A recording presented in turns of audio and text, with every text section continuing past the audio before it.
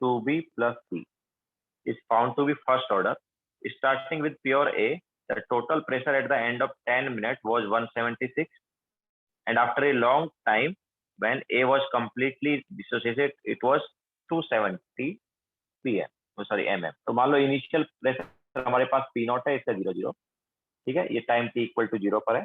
जब time t है तो मान लो इसका P प्रेशर कम हो गया, तो ये हमारे पास क्या आएगा, इसका 2P प्रेशर हो जाएगा और इसका P हो जाएगा, and t equal to infinity पर इसका 0 हो गया, इसका प्रेशर आ गया 2P नॉट एंड इसका प्रेशर आ गया P नॉट, ठीक है। सो हमें t टाइम पर टोटल प्रेशर दिया है एंड इन्फिनिटी पर दिया है, तो 2P not plus P not जो है वो कितना दिया है, it is given as 270। Okay, so यहाँ से P नॉट की वैल्यू क्या आ गई यार, P not is nothing but, ये देखो 3P not is equal to क्या है 270 ना, तो P नॉट कितना आ गया, P नॉट इज 90, ठीक है। सो P नॉट की वैल्यू 90 आ गई। इसके अलावा P not minus P plus 2P plus P, ये कितना दिया यार, दिस इज गिवन एज 176। तो ये एक्चुअली क्या है, दिस इज नथिंग बट, एक मिनट, रिएक्शन बराबर लिखिए क्या, P not minus P, yes बराबर है। तो P नॉट प्लस 2P जो है it is 176, P not already हमें पता है, तो 2P is 176 minus P not means minus 90, तो कितना आया ये, दिस इज 86 है ना, तो P की वैल्यू क्या आ गई 43 आ गई, ठीक है। तो हमें क्या निकालना है, we have to determine pressure of A at the end of 10 minute. तो what is pressure of A, means P not minus P निकालना है ना, तो P नॉट माइनस P क्या हो जाएगा यार, what is P not, P not अपने पास है 90 और P है 43, तो P नॉट माइनस P क्या हुआ, 90 माइनस 43 कितना आया 47 ना।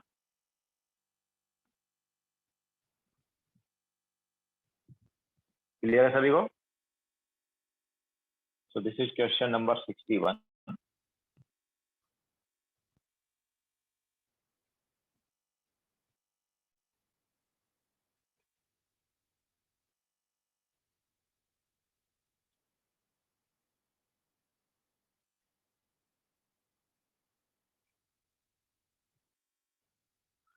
Okay, now question number 62.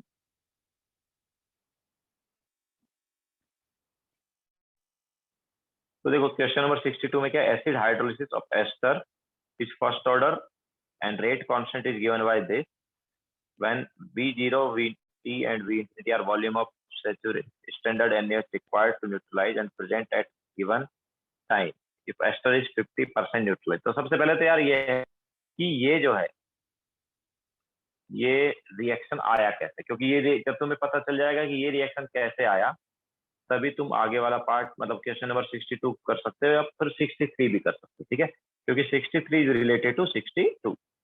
तो सबसे पहले ये एक्सप्रेशन हम निकालेंगे कि एक्सप्रेशन कैसे आया। ओके, तो एक्चुअल में यहाँ पर क्या है, इट इज CH3 COC2H5, एक तरह से हो गया ester, plus H2O in the presence of acid catalyst, ये रिएक्शन हो रही है, ठीक है। कोई एसिड है जैसे HCl है या कोई भी है, ठीक है, मान लो HCl है, तो कैटलिस्ट यहाँ पर क्या है HCl है, HCl की प्रेजेंस में ये रिएक्शन हो रही है, will give H3COH plus C2H5OH, ठीक है। तो हमारे पास CH3COOH आएगा, इसके अलावा C2H5OH आ जाएगा यहाँ पर।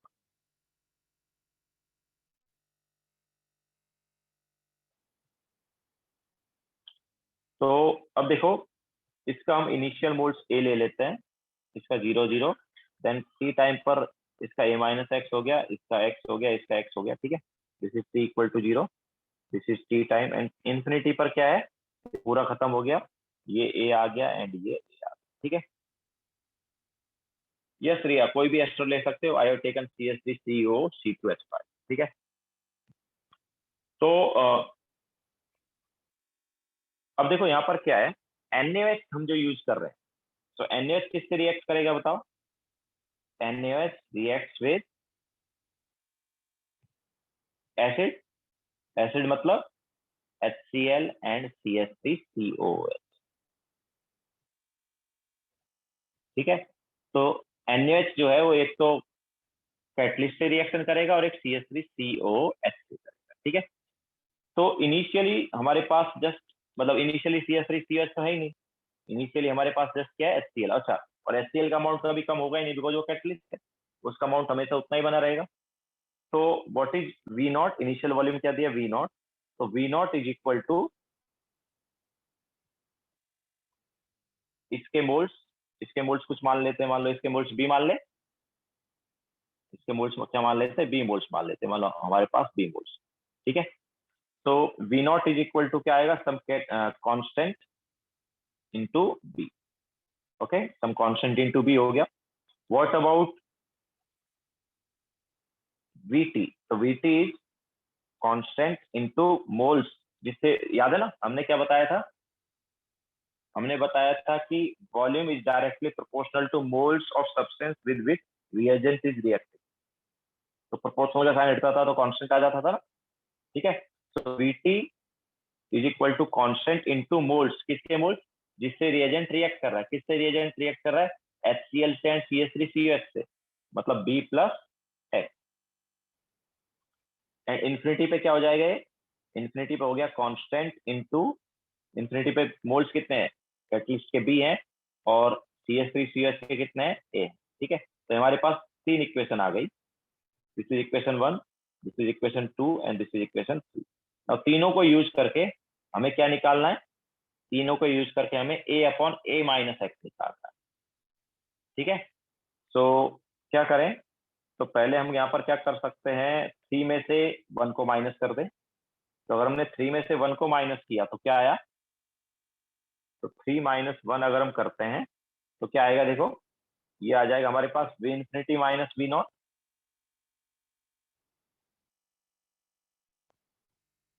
We infinity minus V not is equal to constant into, देखो बी से बी कैंसल आउट हो गया ना, तो कॉन्स्टेंट इंटू ए आ गया। ठीक है, इसी टाइप से अगर हम 3 माइनस 2 करते हैं तो क्या आता है यार, 3 माइनस 2 करो, देखो तो बी से बी कैंसल आउट तो ए माइनस एक्स आ जाएगा। तो it is V infinity minus V T is equal to constant into A minus X. ठीक है, now this is equation 4, this is equation 5। तो 4/5 किया तो क्या आया, 4/5 किया तो it is V infinity minus V not upon V infinity minus V T is equal to A upon A minus X आ गया। क्लियर है, तो obviously A upon A minus X अगर आ गया तो हमारे पास क्या आ गया, के का एक्सप्रेशन आ गया। तो व्हाट इज के, तो K is equal to 2.303 upon T log of V infinity minus V not upon V infinity minus V. Clear है, तो इस टाइप से हमने के का एक्सप्रेशन निकाल लिया।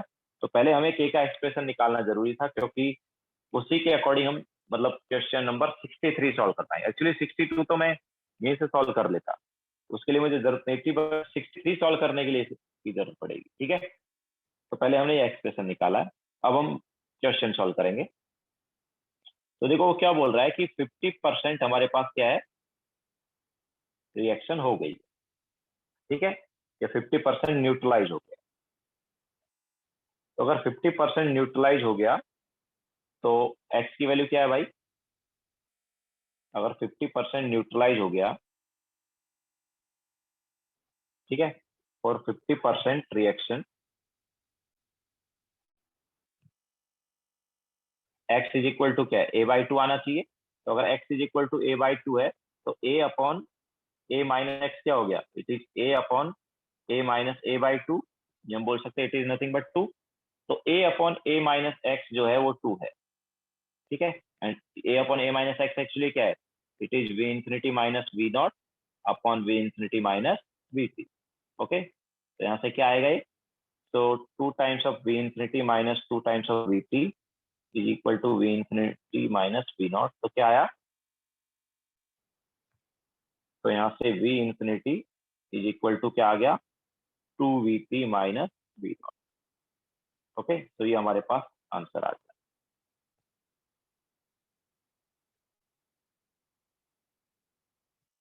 ठीक है, तो ये हो गया हमारे पास क्वेश्चन नंबर 62।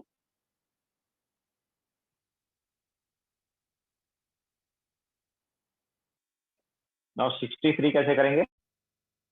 तो 63 में देखो वो क्या बोल रहा है कि इफ नो कैटलिस्ट या एच पॉजिटिव इज प्रेजेंट, अगर हमारे पास कैटलिस्ट नहीं है तो क्या होगा?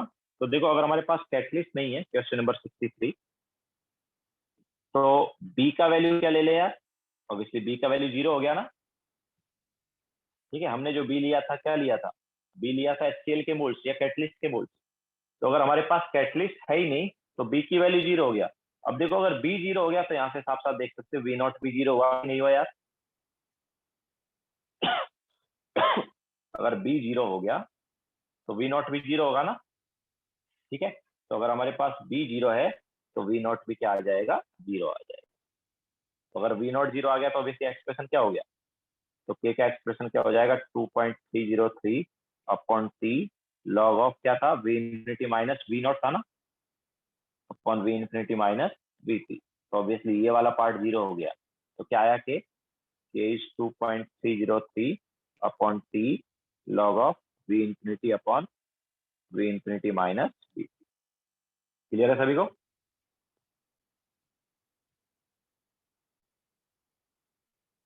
ठीक है, सो वी नॉट यहाँ पर 0 हो जाएगा अगर हम यहाँ पर एसिड कैटलिस्ट नहीं लेते हैं।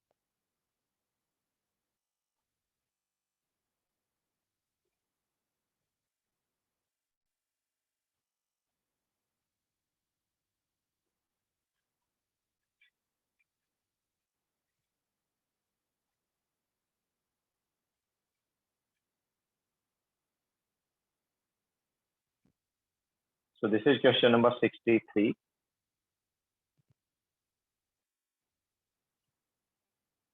नेक्स्ट चैप्टर मोस्टली वॉल्यूमेट्रिक रहेगा आदि।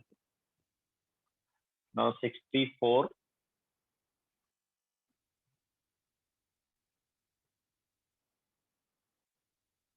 inversion of sugar या cane sugar is first order reaction and it is studied by measuring angle of rotation at different interval of time.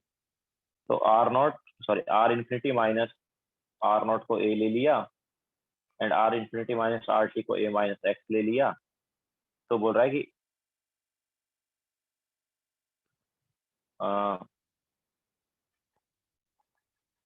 and at the end of the reaction respectively then there is 50% inversion when। ठीक है, तो देखो वो बोल रहा है कि जब 50% इन्वर्जन हो जाएगा तो वही सेम कॉन्सेप्ट है कि यार 50% रिएक्शन हो जाएगा। ठीक है, तो अगर 50% रिएक्शन हो जाएगा तो देखो यहाँ पर क्या है? R infinity minus R naught upon R infinity minus R T जो है ये क्या है? A upon A minus X. ठीक है, एंड 50% जब हमारे पास रिएक्शन हो जाएगी तो ए अपॉन ए माइनस एक्स क्या आ जाएगा? थोड़ी देर पहले हमने बताया ए अपॉन ए माइनस एक्स जो है क्या आ जाएगा? 2 आ जाएगा eight 50% completion.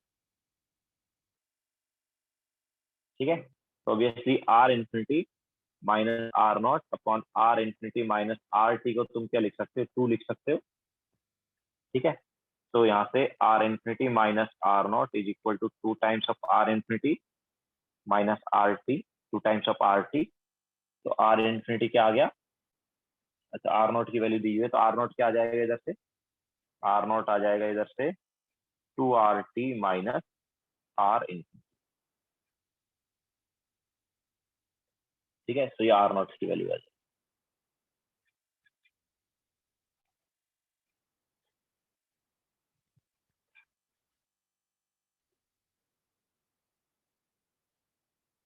Now question number 65।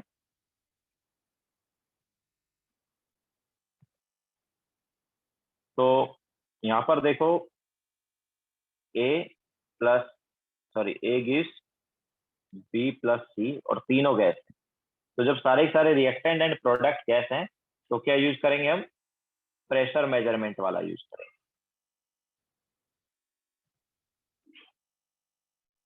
ठीक है, इसके अलावा इससे नेक्स्ट वाली रिएक्शन जो है वो देखो एस्टर वाली है, एक तरह से देखेंगे तो इसमें क्या है? टाइट्रेशन यूज करेंगे।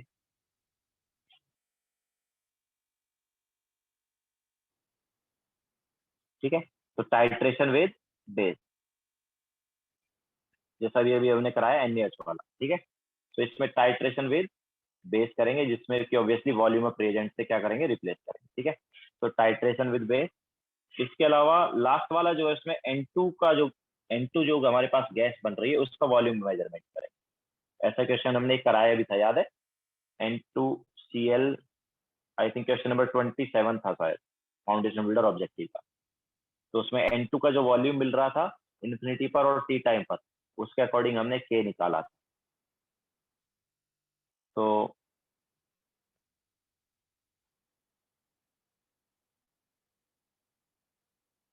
प्लस N2 गैस, ठीक है।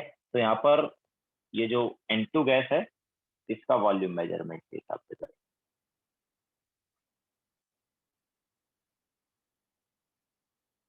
तो क्या आया, तो ऑब्वियसली P जो है उसका हो गया Y, ठीक है, P का Y हो गया, Q का क्या हो गया, Q का टाइट्रेशन हो गया मतलब X हो गया, और R का हो गया Z।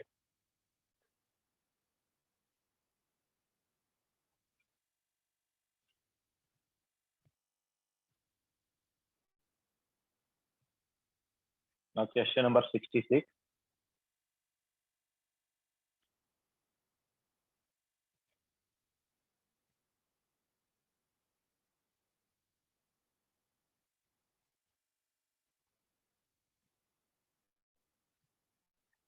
देवी का ये तो हमने यार जब कॉन्सेंट्रेशन टर्म्स को रिप्लेस कराया था तब बताया ही है ना। कॉन्सेंट्रेशन टर्म्स को बाकी टर्म्स से जब रिप्लेस करते हैं तो जब सारे के सारे गैस होते थे तो हम प्रेशर लेते थे, याद है। इसके अलावा वॉल्यूम ऑफ रिएजेंट कब लेते थे, जब टाइट्रेशन वगैरह करा रहे होते हैं या कॉन्सेंट्रेशन टर्म्स को वॉल्यूम से रिप्लेस करते हैं, ठीक है, तो वो टाइट्रेशन वाला पार्ट था वो। जैसा कि अभी अभी क्वेश्चन में हमने कराया थोड़ी देर पहले, NaOH का था ना, CH3CO C2H5 वाला लिया तो वहाँ पर NaOH यूज किया ना, तो वो टाइट्रेशन वाला था। इसके अलावा इससे रिलेटेड भी एक क्वेश्चन हमने कराया है फाउंडेशन बिल्डर ऑब्जेक्टिव में, आई थिंक क्वेश्चन नंबर 27 है वो। तो वहां पर N2 का जो वॉल्यूम है, N2 गैस का जो वॉल्यूम है उसे मेजर करके हम K निकालते हैं।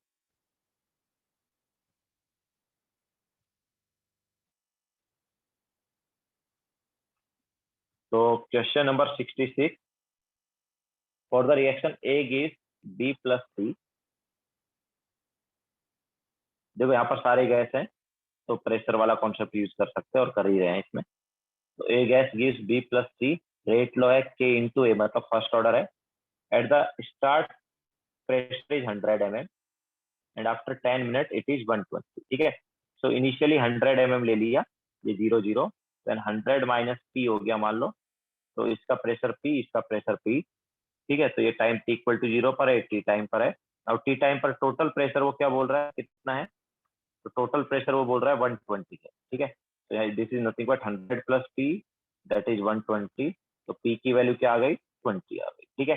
तो हमें यहाँ पर क्या निकालना है, हमें निकालना है रेट कांस्टेंट। तो रेट कांस्टेंट क्या है भाई, so rate constant is 2.303 upon T log of initial pressure divided by T time per pressure. So we can write it as 2.303 upon time कितना है, 10 मिनट है ना। लॉग के अंदर initial pressure is 100 and 100 minus T कितना हो गया, 80 हो गया ना। So this is rate constant.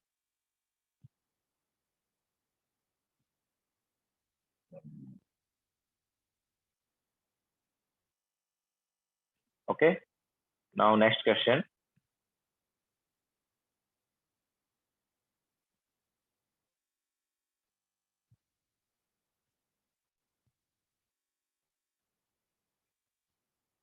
Question number 67, the reaction A plus 2B gives C plus D is elementary reaction, means जो मॉलिक्यूल हमारे पास स्टोइचियोमेट्रिक कोएफिशिएंट है उसी को पावर मिलेगी,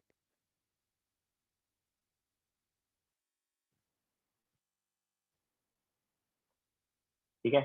तो रेट अपने पास क्या हो गया, रेट हो गया K into concentration raise to 1, मतलब A की concentration raise to 1 and B की concentration raise to 2, but we can write rate in terms of pressure also, ठीक है। तो we can write it as K into pressure of A into pressure of B raise to 2, ऐसे लिख सकते हैं।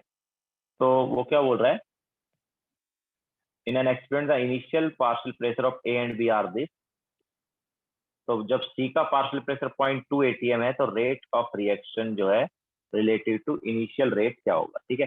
तो initial rate जो है वो अपने पास क्या है, के इंटू ए का पार्शियल प्रेशर 0.6 एंड बी का पार्शियल प्रेशर 0.8, तो उसका स्क्वायर हो गया ना। वो क्या बोल रहा है कि सी का पार्शियल प्रेशर जब 0.2 आ गया, ठीक है, तो देखो सी का पार्शियल प्रेशर अगर 0.2 आएगा तो ए और बी का कितना रहेगा देख लेते हैं।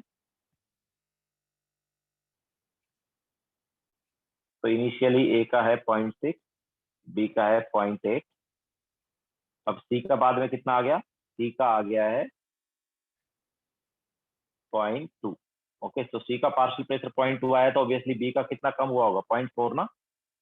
तो 0.8 माइनस 0.4 मतलब कितना आ गया, 0.4। एंड इन दोनों का स्टोइशियोमेट्रिक कोएफिशिएंट सेम है, तो ए का पार्शियल प्रेशर कितना कम हुआ, 0.2 कम हुआ, तो दैट इज ऑल्सो 0.4।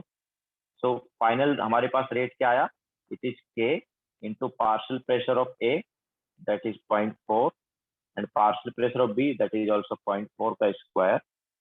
तो R F by R I क्या हो गया, final rate by initial rate क्या हो गया, के से के कैंसिल आउट, तो it is 0.4 by 0.6 and then 0.4 by 0.8 का स्क्वायर, तो कितना है ये, तो this is nothing but 2/3 into 1/4, ये हम बोल सकते